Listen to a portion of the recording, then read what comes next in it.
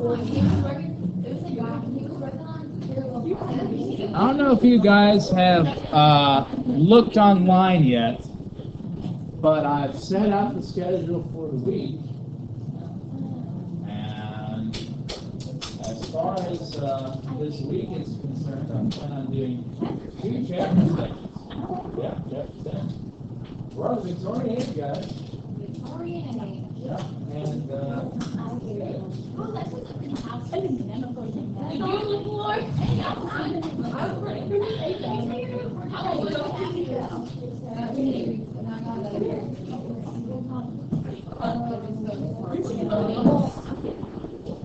so as I was saying, the schedule is online, and I'm planning on doing 2 sections this week, and you have 2 quizzes this week. You hear me on that? And since we have 2 sections, follow the train of logic. That's the way it goes. So be ready for it. In addition,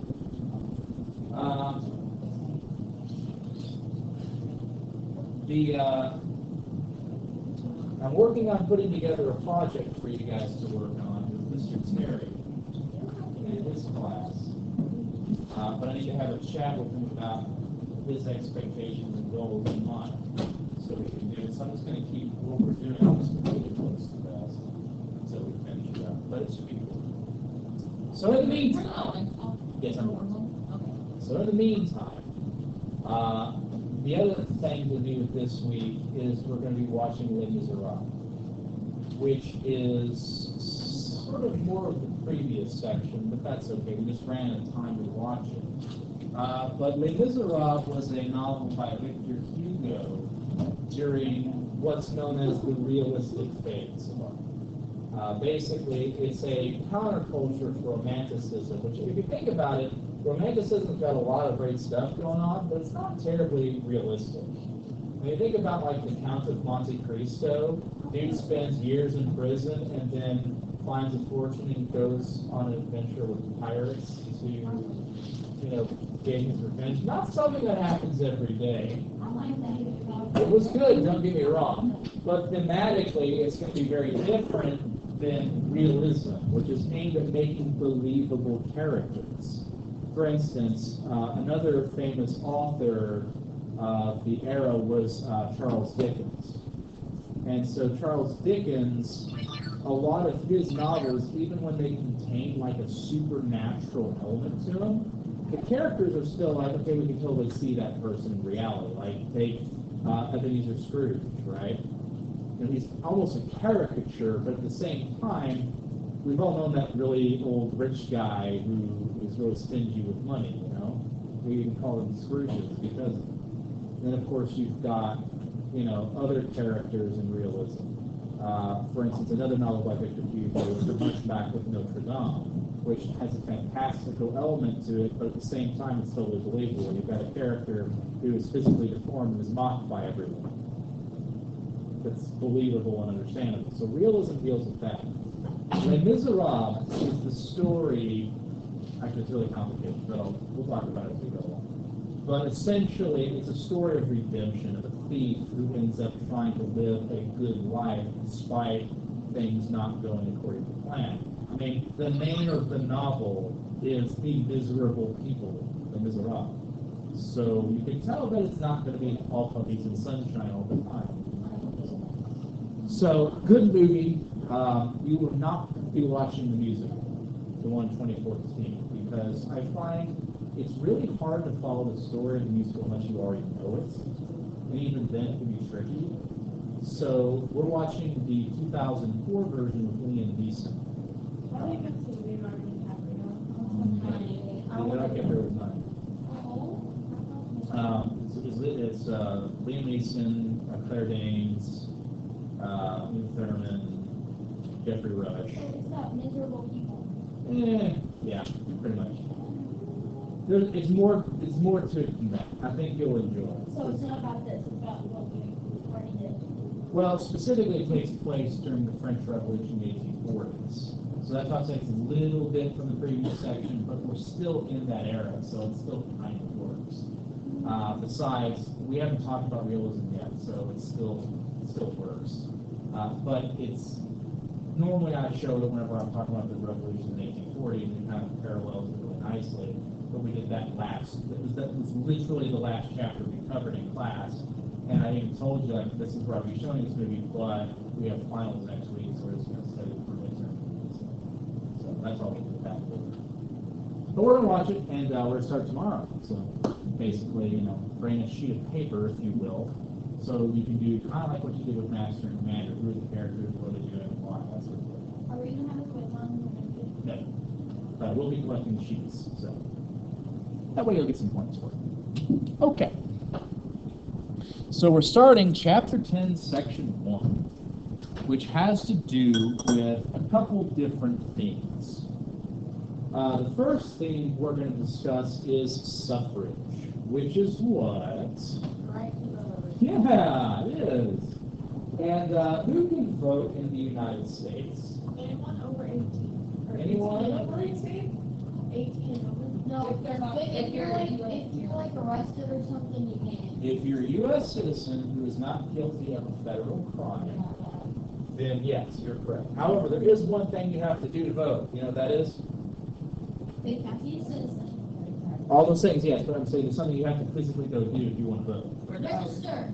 Yes! You're the only person who's gotten that. Well done. That's because my brother was talking about Fabulous. You have to register to vote. it. How do you do that? Basically, you can do it online today. Nowadays you can just do it online. Class have to do it. Yeah, government is not sure. It's an important step because, without it you can't vote. And some people just kind of shrug and say, well, I guess I'm not voting then. It's kind of a shame. But registration allows for participation in the democratic process. What about in the 1900s? Who could vote? What do you have to be? You have to be a white male property owner, as you say. So what is property? What do I mean by that? Land, right? Land. And how many people in the United States own land today? Not many. No, still not very many. Because if you think about it, if you have a mortgage, right? Most families that have their house, right, probably have a mortgage, yeah. Who owns the bank when you have, who owns the land when you have a mortgage? The bank does, right? You get the title of ownership once you finish paying it off, but that takes anywhere between 20 and 30 years. You can do shorter loans, but most people can't afford it, right? So we're talking the average American doesn't actually own the land they live on. That's not even taking into consideration how many people rent. You know what I'm saying? So these limitations were basically another way of saying you can vote if you're rich, right? So even though all men technically had the right to vote, there were still limitations. The Chartist movement was a political movement aimed at doing away with these prerequisites. Because, oh man, there were all kinds of tricks that could be used to prevent certain peoples from voting. For instance, probably the most infamous was the Jim Crow laws in the United States, which prevented blacks from voting even though technically they were allowed to. And the way they would do this by having things like poll taxes, where you could vote if you made a certain amount of money. But, at the same time, where that might seem like, well, yeah, if you have the right amount of money, you could vote. The thing is, this was right at the end of slavery, and African Americans didn't have the same amount of money and rights. So essentially, a limitation. Then they had tests, so you had to take a test and pass it in order to vote. And the tests were just blatantly racist. For blacks, the test was really complicated. It had lots of questions on there that people, like even today, would have trouble vote, like actually answering. Like being able to write the preamble to the Constitution word for word. You mix one word up, you fail. Or doing the entire national anthem, things like that. Who are all of their local Supreme Court judges, things like that. And if it was a white person, it's like, you know who the president is? Close enough, you got it. It was just totally unfair and biased. So this existed as a means of control. Now, women are going to have an even harder time getting the right to vote. Because, oh man, were there all kinds of hang-ups people had about women. and we're going to see a lot of this stems from Victorianism. You guys know, what were women, like, how were women seen in society 100 years ago? That's stretching the truth. They weren't property. That's stretching. They definitely were not equal, yeah. But like, what character traits were associated with women? Like feminine traits. Take care of the children, Okay, yeah, but that's not really character traits. That's more like what was expected. What I mean by character trait is men were seen as strong. Women are, yes, that's actually true. Women were seen as mentally inferior to men, almost childlike in their understanding. Like, oh, don't worry, honey, we won't talk about the complicated stuff around you. You won't understand this. You know, what else? Oh, do people still believe that? You betcha. I've had so many people tell me, somebody teach the girls school must be easy. Because you don't have to go over a bunch of difficult material that you guys really can't understand. People believe it's harder. What? I see your point. That's I don't understand the logic behind it as well. Because like, you do know there's a thing called core curriculum where it has to be the same, right? Anyways, people are moving on. What else? Men are strong, women are weak. Sure, physically weak. Okay. What about spiritually? Are women more moral or more immoral? Actually, the opposite. Women are more moral. In fact, this is why it was so shocking if a woman were to act immorally. Like, oh my gosh, she's wearing a dress that shows leg. Scandalous, right? We have shoulders. I thought only men had legs. Right. But we have shoulders. All kinds of things, right? So where does all these ideas come from? Well, we'll talk about that. But the idea that all these things were held true, that means that women shouldn't have the right to vote because they can't understand it.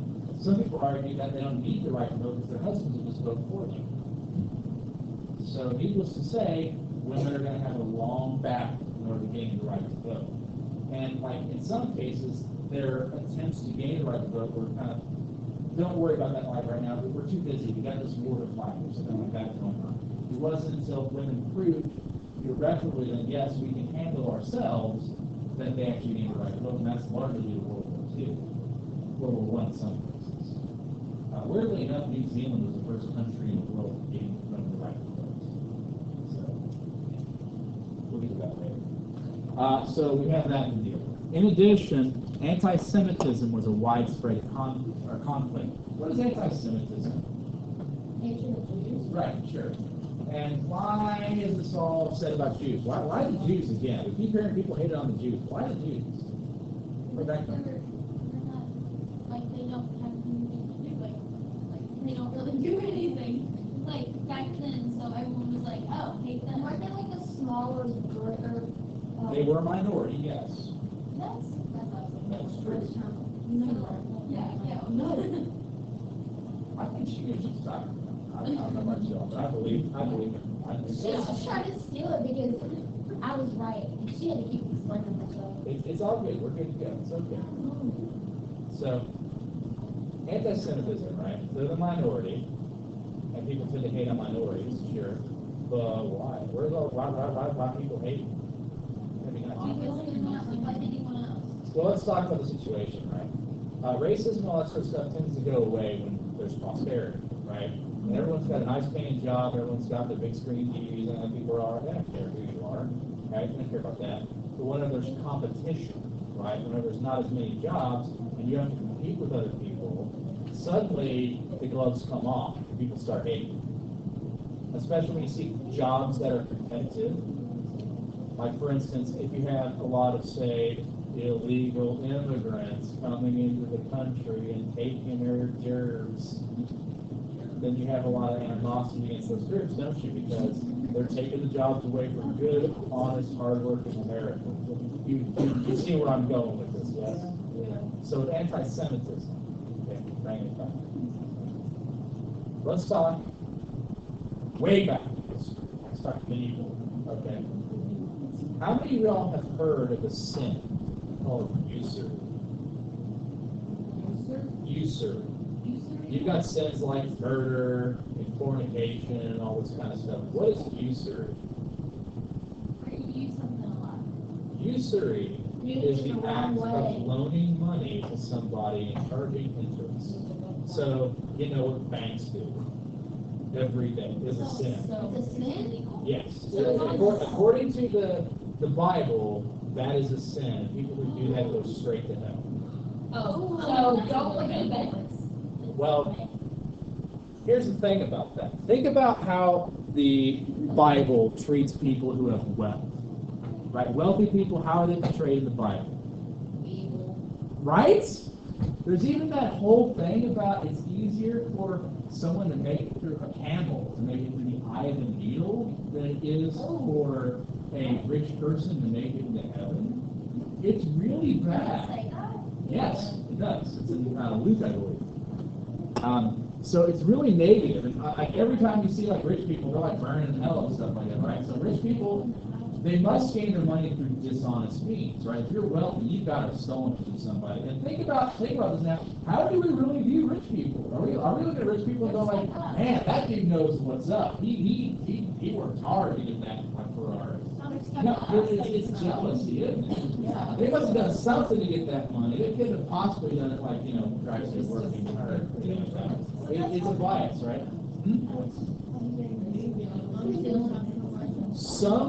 Some people might do those means. Some people might just be given money because they inherited it.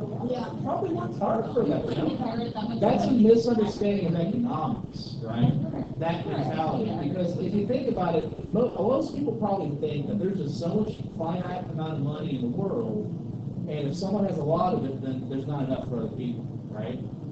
But that's not how that actually works. If you study economics, like that's not true, right? But here's the thing, right? Let's talk about Jews for a second. How do Jews do well? How does Judaism treat well? Judaism is really different. In Judaism, if you are wealthy, that is and you're prosperous, like you're doing well, your business is doing well, that's because you are such a good person, God isn't even waiting until your death to reward you. Because most religions have you like, you die and you're rewarded in heaven. Well, in Judaism, you don't even have to wait for that. You're such a good person here. Here's good stuff now, right? So the idea here, how does this affect culture? If you are doing really well and you're a Christian, you're like, I'm making certain money. It's like, well, I don't want to make too much money because then people think bad of me. So I'm going to do a little bit of successes. Where Jews are like, make all the money in the world. And the fact that they have banks meant that for the most part, Jews were wealthier than Christians. And they're a minority. And there's all this jealousy. You can see where this is going, right? And what happens is when you have a bunch of impoverished workers get liquored up, and they decide they're going to go show those Jews a thing or two, they go and start burning down their houses and things like that, because people get violent when they get angry and stuff like that. I mean, for God's sake, there's a militia that took over a park. This is what happens. Yeah. Yes. So, what are some examples of anti-Semitism in this 19th century time we're talking about? First up is the Dreyfus Affair. There's a guy named Alfred Dreyfus, who was the only Jewish captain in the French military. He was the highest-ranking Jew. And there were some people who were jealous of him and angry that he was a Jew. And so they accused him of being a spy for the Prussians. Now, you remember that there's that Franco-Prussian war thing, so this is basic public enemy number one. So what happens is, instead of investigating, the military's like, oh, okay, and they kick him out of the military and throw him in jail, right? The thing is, there's a lot of supporters of this that are like, dude, you got to put him on trial. You got to actually find out if this is true, because the only evidence provided in his trial, his court-martial, was a letter from allegedly him to, the German embassy. It's all like, I promise to sell you military secrets if you give me lots of money. It's like, where did you find this? Like, how does this, where did this come from? And the only other thing that was evidence was the word of these two accusers. And they just said, okay, you must be telling the truth. They clearly didn't care because he was a Jew, they just wanted to get rid of him. Well, a couple of years later, they actually did do some research. Oops, it was all fabricated. So they let him out of jail and gave his job back. Can you imagine Then I would going back to your job, and just like, if they go, okay now, can you imagine a coffee break? Sitting there, it's like, hey, Davis, can you pass the sugar? Remember that time you court-martialed me? Here's your daily sugar. It's like, it's your own sugar. Yeah. Okay, so Yeah, but another one was the pogroms. That's, if you remember, that was in the previous section where the Tsar was assassinated, and his son blamed the Jews for it, and so basically allowed his people to do whatever they wanted to the Jews and didn't punish them. So you get these angry mobs who go and burn down Jewish homes and businesses and kill them in the streets and beat them up, things like that. And it's kind of like, we're not going to do anything about this. It's just lynch mobs. So the Jews ended up fleeing to places like the United States, where they met by groups like the Ku Klux Klan. That was exciting. So things were not very good for the Jews, as you can imagine. Now, I'm adding another term here, so you need to listen up and write this down. Someone give her a heads up when she comes back, okay? The temperance movement. Temperance. T-E-M-P-E-R-A-N-C.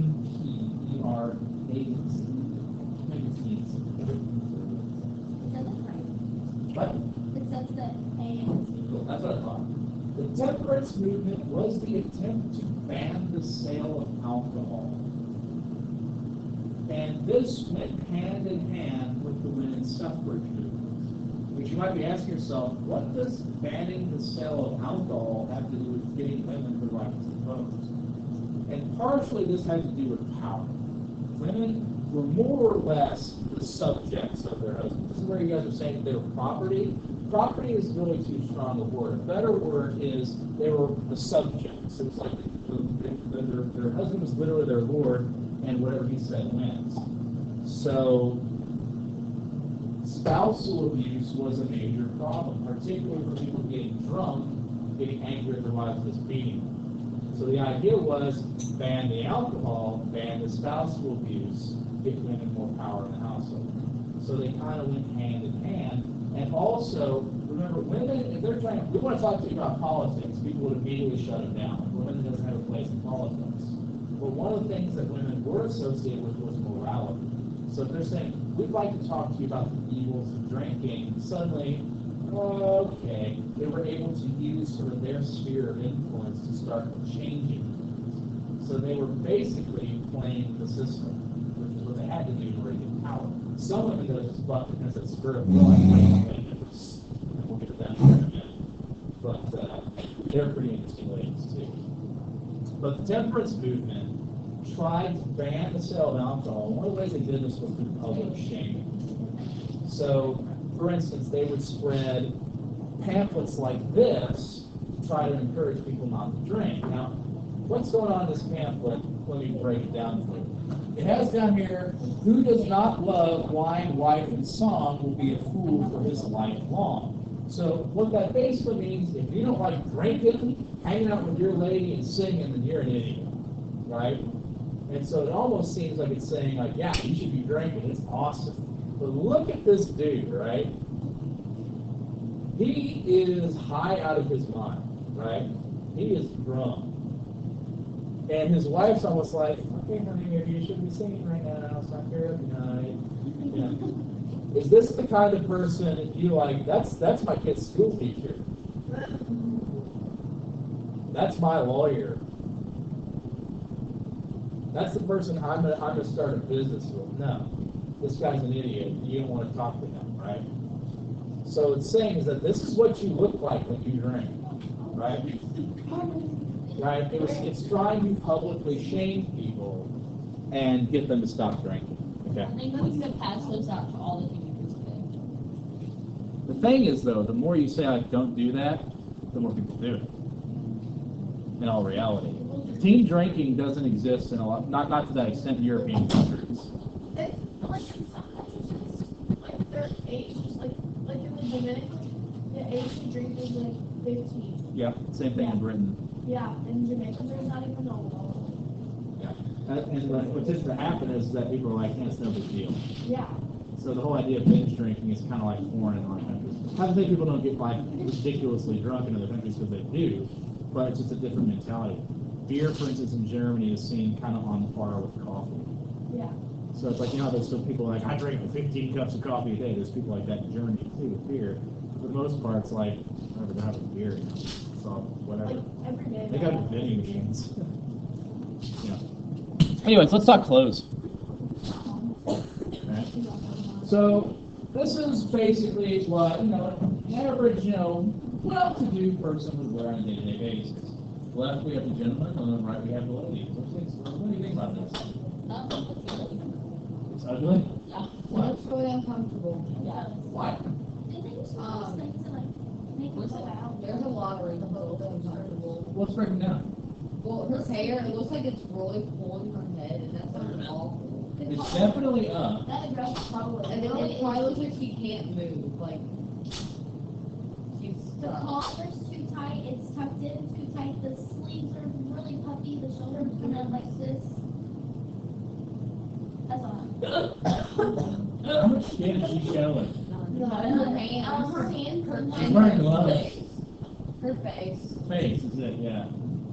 It looks like she'd be really hot too in the To sun. be fair, the guy is using it, yeah, right? So let's talk about all these things. How uncomfortable is it? Not really, actually. I know ladies should wear this stuff. On the right, yes. The left, no. Probably. But you know ladies. You said on the right, yes. Yeah, so on the right. No, that's the right. This is stage right. That's what you refer to. Okay. Get me so far? Yeah. I was really confused. I was like, why have you worn this dress and not done this clothes? Well, I mean, experimenting. But you guys are talking about the thing called jeans or about corsets, yeah?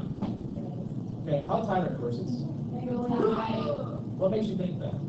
Because they have probably more than one person to tie them. They're supposed to keep you skinny. Let's talk about the reality of it. Let's talk about the fiction of it. First of all, 1960s, women's rights movement was really on the gateway of the sexual revolution. Women believed that corsets, and actually, be more so than that, bras, were a symbol of men's oppression over women and burned them openly in the streets. True story.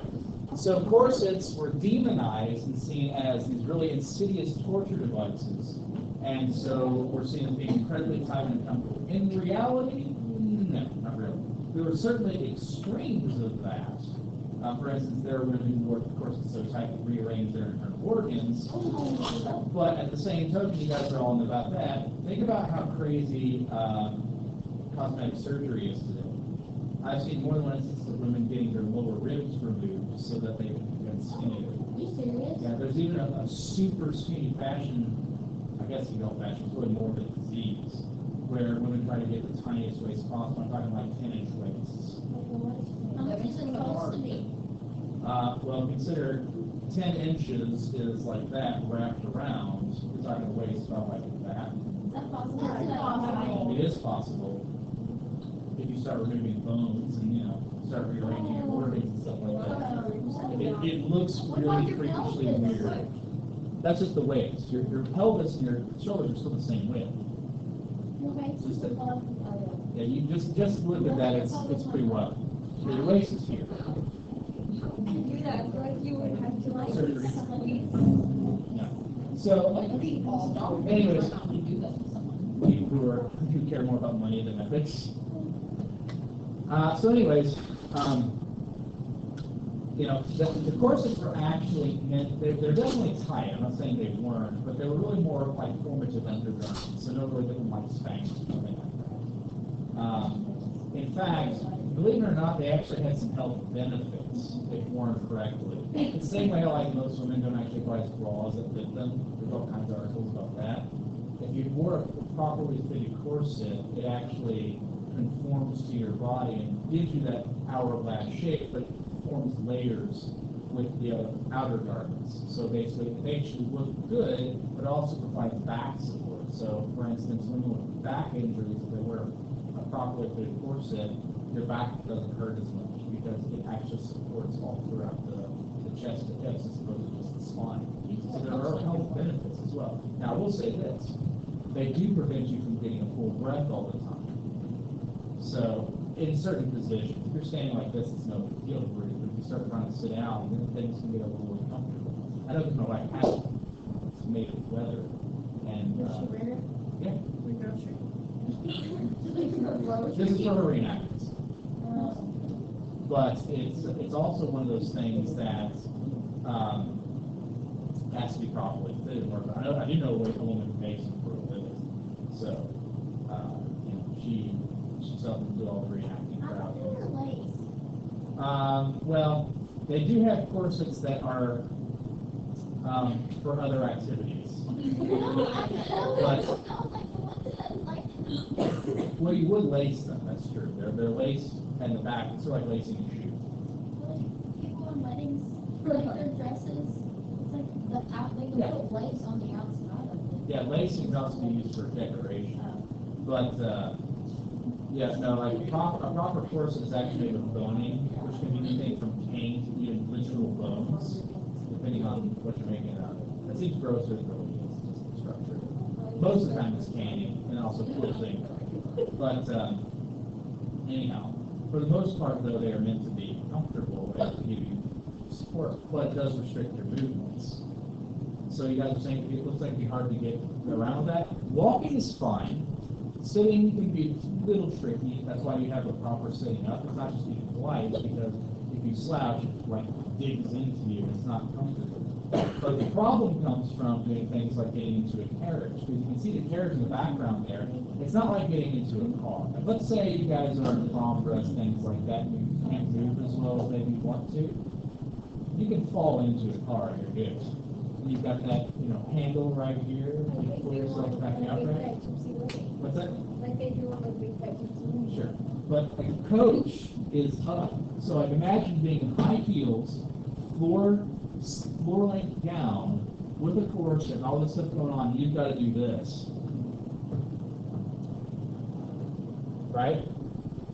That's a little tricky. The really tricky thing is, right. That would also be tricky, you're right. So how do you do it? Well, a young gentleman does not let his lady fall on her face.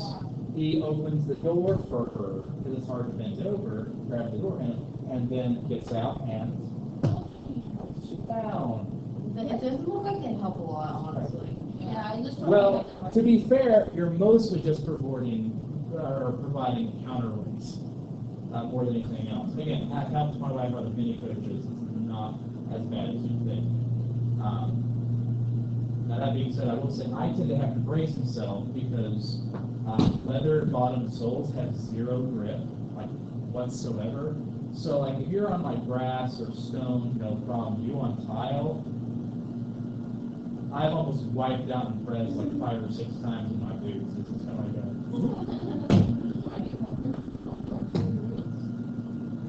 because I've done the full suit and everything.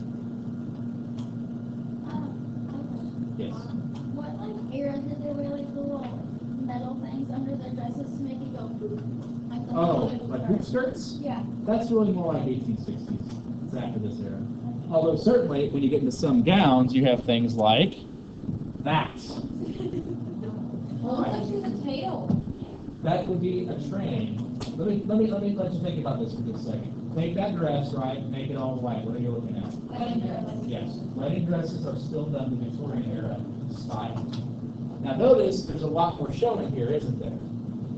Particularly in the bust line. That's because there's almost this double standard. Sexuality was something that was more or less demonized in the Victorian era. It wasn't appropriate to even think about. The idea that it was a unpleasant experience was widely expressed, so much so that women are like, I don't really want to even think about that. And so it's like, well, you still have to have babies, though. England needs your babies because it needs the population. The expression, close your eyes and think of England, was spread around, talking about sexuality. So this is saying pretty sexually repressive, which is why also no skin is showing, right? Because morality was important, as was etiquette, as was being a nice, proper young person, knowing your place. But at the same time, this is what they were wearing going out at parties.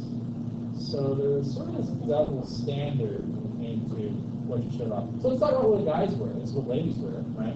Oh, one other thing. This is actually 2 gowns. It looks like one, but This part right here, going into the train, that's what's an overdress. That's called the police. And then the inner dress is this one right here. So it's multiple layers going together, and those form-fitting undergarments help create this silhouette, which was seen as very pleasing at the time. Curves were seen as particularly beautiful in Victorian England, as was long curly hair. That's going to change in the 1920s. That's what a guy wears, right? Is it Harry Potter? What? I do not. No, well, actually, I used to.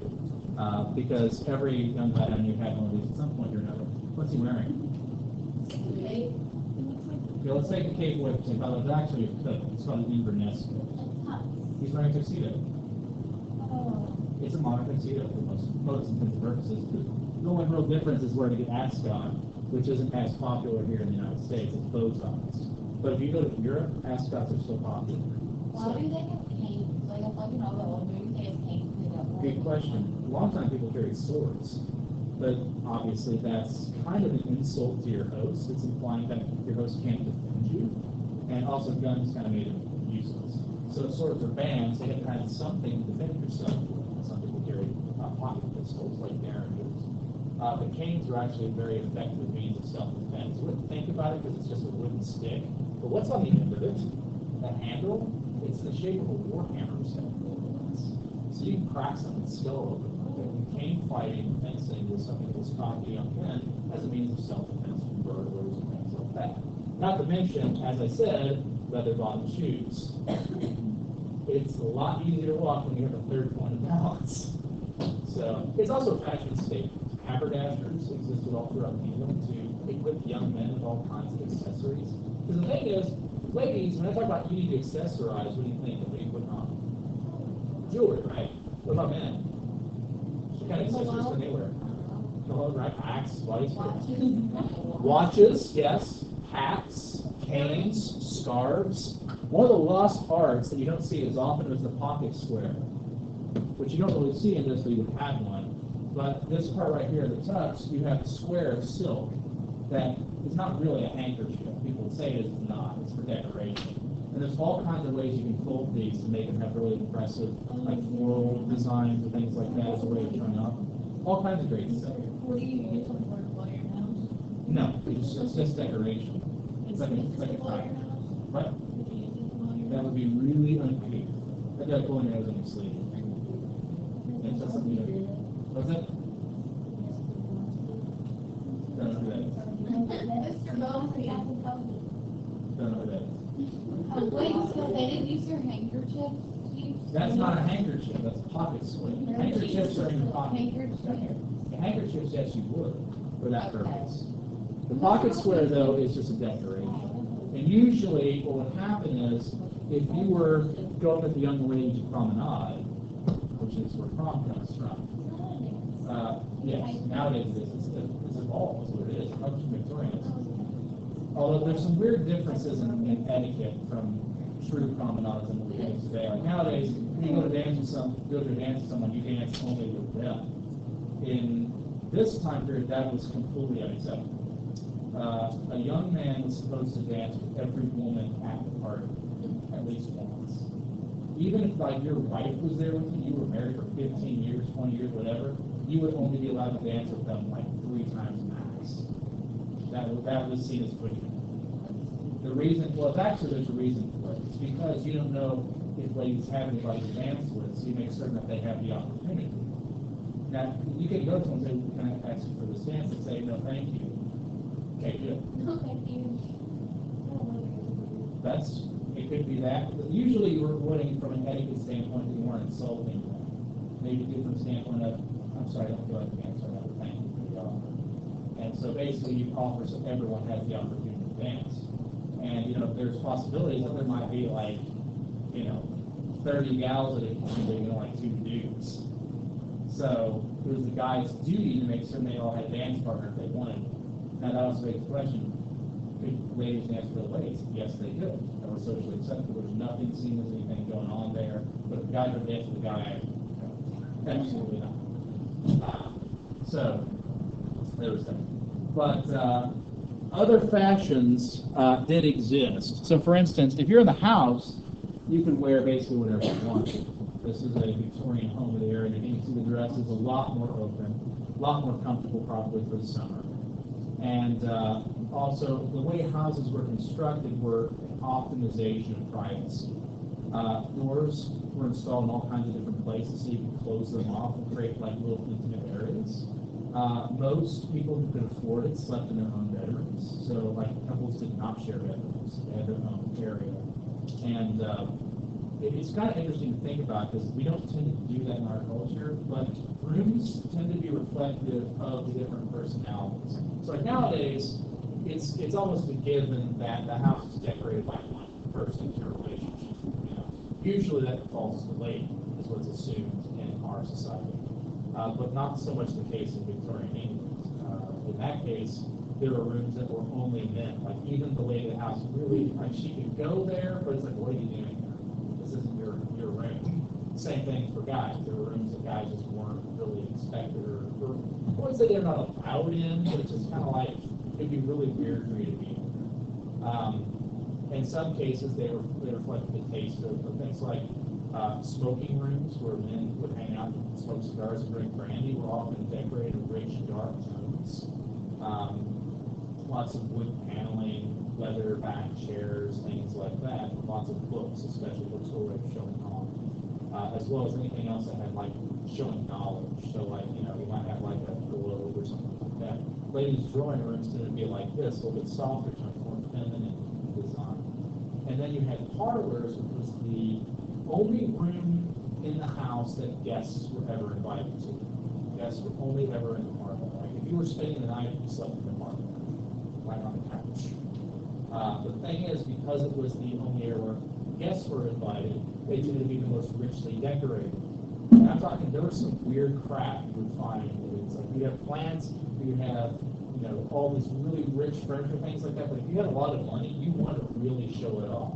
So like when the Egypt expeditions really got underway, Egypt became really, really popular, so you might try to find like statues from like a pyramid, and buy those through magazines and crap like that and have them delivered. Hell, mummies were sold en masse in England. It's like, you know, it's like, hey, let's decorate our parlor. Let's put a dead dude right over there. Seriously, they did. They had live real mummies just like in the corner of the room. Like there's a mummy that was at the Louisville Zoo, or not Louisville Zoo, Museum of History and Science, which is Science Center now, for a long time. It was like in someone's house before it was donated to the museum. So I mean, it's some really weird crap to decorate and show off, right? And the other thing is, like I was saying with smoking was something that was reserved for men, because women, remember, all these ideas of women being delicate little flowers that can't handle strong things, because, you know, they're wearing clothes that look like they have full breath, so why would they be as strong as a dude who can breathe? You know, seriously, this is the mentality. Well, women are too physically weak to go into another, basically, always asphyxiated. So women couldn't stand the smell of cigarette, or really, cigarettes weren't that common at this time. It was really cigars and pipes were the thing. So men would go smoke, they wear smoking jackets over their clothes, and so the smoke would stick to their clothes. When they took them off, they don't smell anymore, right? But the thing is, even certain foods are seen as too strong for them. Like if they smelled, they would faint and, oh my dear, you are right. Oh, I just fainted, it was so strong. You know, like things like, I swear to God, there's this one dish I read that because one of the things we talked to you guys about is tea time, right? Well, one of the tea dishes that was only for men, said this in the recipe book, not served to ladies, it's too strong for them. They had like onions and anchovies and garlic and all these really strong smelling ingredients in one thing. I was like, oh my God, I don't want to eat that crap. But anyway, do that later. We're about out of time, so I don't think I'm going to get to the next slide. But let me tell you what I'm going to have you guys do probably next week. So you guys know tea time, right? Like we're going to have a tea party and that sort of thing.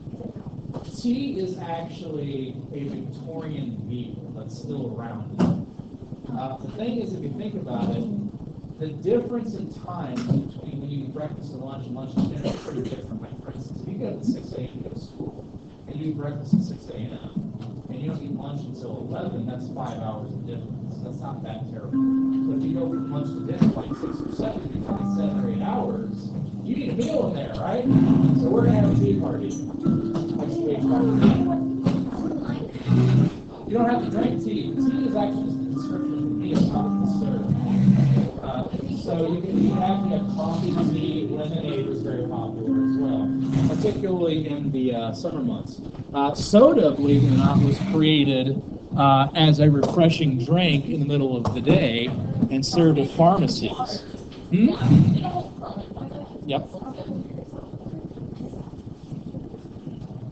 It was thought to cure constipation.